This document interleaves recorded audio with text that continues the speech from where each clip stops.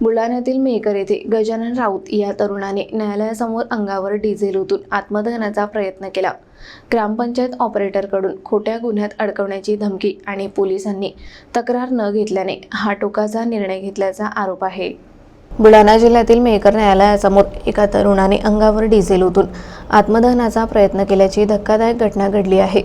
गजानन राऊत असे या तरुणाचे नाव असून त्याने ग्रामपंचायत ऑपरेटरवर खोट्या गुन्ह्यात अडकवण्याची धमकी दिल्याचा गंभीर आरोप केला आहे। गजानन राऊत हे मेहकर तालुक्यातील खंडाळा देवी गावचे रहिवासी असून त्यांना घरकुल योजनेचा लाभ मिळावा म्हणून ग्रामपंचायत ऑपरेटर प्रदीप ठाकूर यांनी पैशाची मागणी केल्याचा आरोप आहे।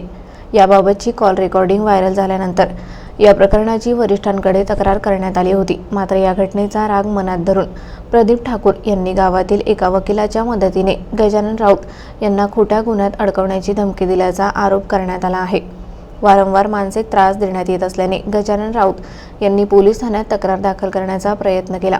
मात्र पोलिसांनी तक्रार घेण्यास नकार दिल्याचा आरोप त्यांनी केला आहे। या सर्व घटनांमुळे त्रस्त होऊन त्यांनी मेहकर दिवाणी न्यायालयासमोर अंगावर डिझेल ओतून आत्मदहनाचा प्रयत्न केला।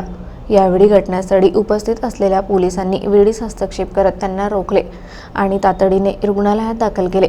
या घटनेमुळे प्रशासनाच्या भूमिकेवर प्रश्नचिन्ह निर्माण झाले असून या प्रकरणी अधिक चौकशीची मागणी केली जात आहे।